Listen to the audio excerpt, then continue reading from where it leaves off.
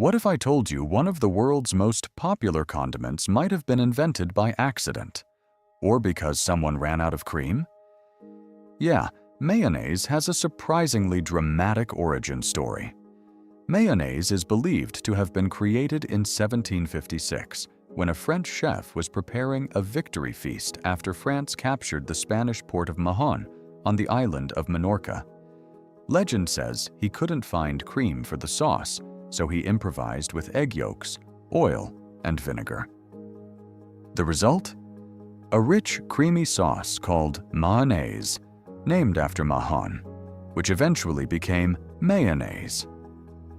Of course, like every great internet argument, historians still debate whether that's the true story. But one thing is certain: mayonnaise went from a simple French sauce to a global kitchen superstar. Today, it's in sandwiches, burgers, potato salad, sushi, and somehow, even chocolate cake.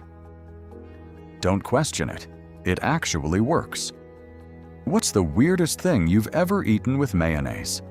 Drop it in the comments, and don't forget to like and follow for more bite-sized history with a side of humor.